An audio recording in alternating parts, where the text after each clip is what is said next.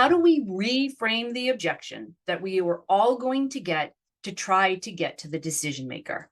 Now, you've probably been in a role or a job before, I know I have, where you had to work with someone who was the decision maker and everybody wanted to get through you to get to them.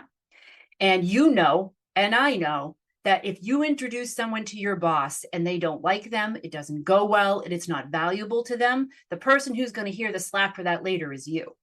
I had this happen once when a salesperson, now I was young and I didn't know any better, but I had this happen when a salesperson who was trying to give us quoting software wanted to reach my CEO. And I was the one in charge of getting all of the quotes together, getting all of the features and benefits together, coming up with a recommendation so that he could choose between 2 or 3 different ones.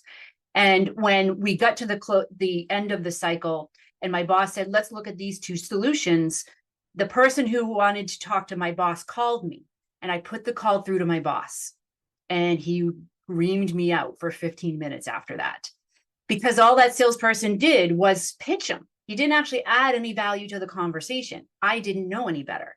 So how do we reframe the objection of how we get to the boss? Now, this is going to be, for some of us, a little uncomfortable. One of the things that you can say is, I understand that you might be uncomfortable making the introduction to your boss. Remember the reframe. We want to validate what it is that they're feeling so that we can lower the defense mechanisms. If we try to go right at it and say, I need to meet your boss or this is never going to happen, it's unreasonable for you to think that I shouldn't meet with your boss. They're going to keep pushing us back. I understand it's uncomfortable. Even sharing a story like I did with you of the time that you had to introduce someone to your boss and it didn't go well. I totally understand how you're feeling and where you're coming from. And then saying, but you've shared with me that to solve this issue, all right, solving this issue is important before this particular event or something happens, before this product launch happens, before this book launch happens, whatever it is that they've come to you for. And in order for you to reach your goals of X number of leads generated this year or X number of followings in your social media accounts, we need to be able to understand what is going to make this happen. So when you've asked for resources like this in the past, how did that go? What are the questions your boss has typically asked? How are you going to answer that for this particular solution? Now, a lot of times they're going to say, I don't really know how to answer that question. I don't know what kinds of questions they're going to ask. Maybe they're new to the company, or maybe they're just new in general to this whole world of business and don't understand what a CEO cares about. This is where you now have the opportunity to not only reframe the objection, but to coach them to ask those questions, to help them to understand how you can help them to look good. Ultimately, that's the angle that you're taking with all of this, is that by them introducing you to their boss, you're going to make them look like the hero. And so you have to have some phrases and some words to be able to describe that to them. For example, in this way, we're talking about in order for you to be able to generate the number of leads that you need for this year, you need to be able to have high quality content that's going to address those bottom of the funnels. When you've asked for these resources before, what's gotten in the way, or how did it go when you had that conversation with your boss? Now, the other thing that's a part of this is what happens if your boss says no this time. Let's say you don't get to go to your boss, or they insist that there's no way that they can make the introduction. What happens if your boss says no to this and you're already strapped for resources and time? What are you going to do then?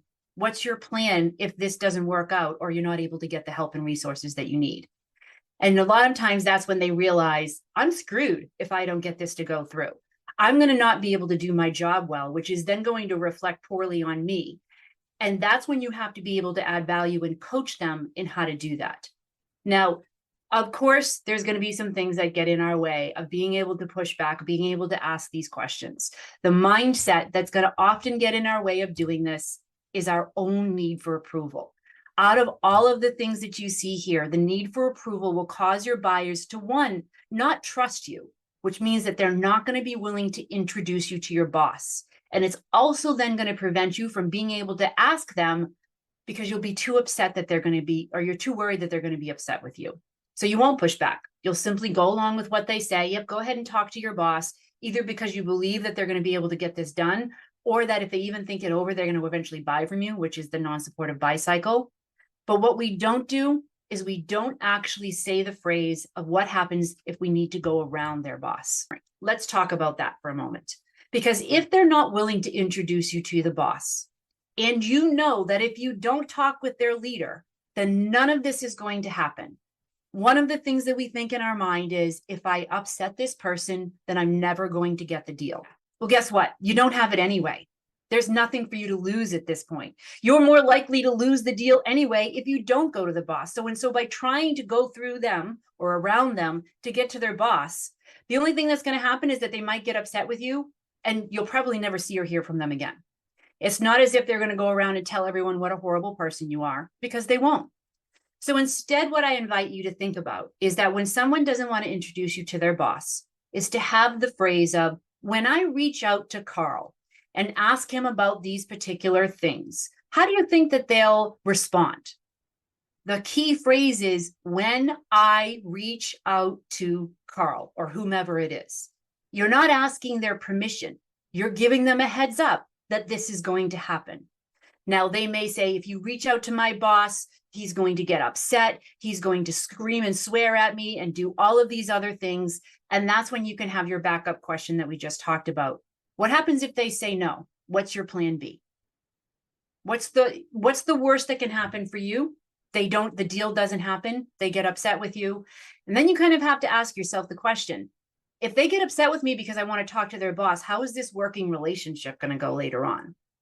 Because if you don't have access to the people who are making the decisions, then really you're just become the vendor box, not the trusted partner box. And so that's why that's so important. So be prepared to say, when I reach out to your boss, because that's what you should do. Now, how you reach out to their boss is you can directly call them. I've done that before. If you're calling on a CEO, my recommendation is to call them in the early morning or after hours, because they're usually the first ones there. They're also usually the last ones to leave. Emailing them Friday nights, Saturday mornings, in the off times when other people are doing their work. Finding other people, like second-degree connections on LinkedIn, that might be able to introduce you to them. Other people in the organization that might be more willing to introduce you to them. So it's not enough to have one person you're talking to in a company. You want to be talking to as many people as will talk to you, and developing those relationships so that you have multiple points of entry into your decision maker. Okay, so in summary of all of this, and it is seem like a lot, but it's just a small part of your conversation. It's 2 or 3 questions, but it's typically 2 or 3 questions that get overlooked that can derail everything that you've just worked towards with this person. Deals die when we do not get to the economic decision maker, because they're not going to get the help that they need. Nobody's going to get anything if you don't make this uncomfortable step. The other thing to remember with this is that there are going to be times it's impossible to get to them. So you have to be prepared to coach your champion through it. For example, with John, I wasn't able to get in front of the board, but I was able to coach him through some of the questions that the board was going to throw at him when he presented it to them. The deal did end up getting closed, even though I didn't get in front of that board. Then the last thing here is that you need to keep your need for approval in check and that mindset so that you can manage this stage.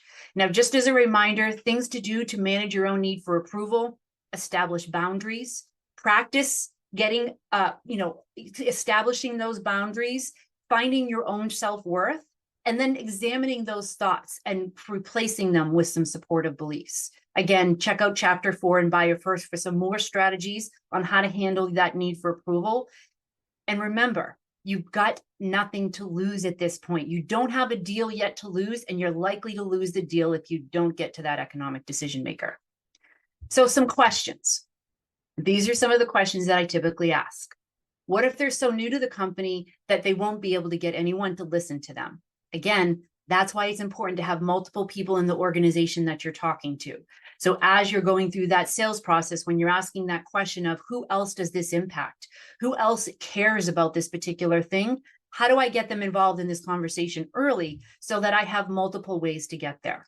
Now, if they're still new to the company, then you can ask, well, who in the company do you know that has done something like this before, that we can ask them this particular question about how this gets done and what we need to be prepared for?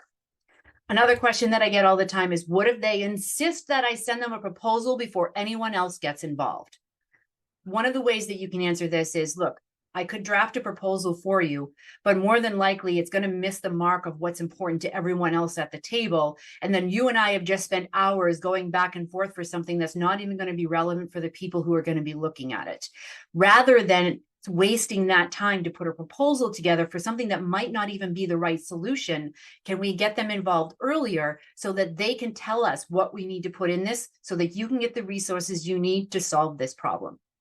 And then the last question I hear a lot is, what if they do get upset with me? What if they actually yell at me over this? I had this happen once when I called the CEO after hours, and the person who I was talking to got upset with me. And I said, I understand that you're upset with me, but from the standpoint of how to help you actually get this done, it's something that I needed to have an answer to in order to do that. And again, remember, these people who you're talking to, they're not the people that you need to get your validation from. If they get upset with you, that's okay. Move on. By the time the week ends, you're going to have forgotten all about it. And so will they.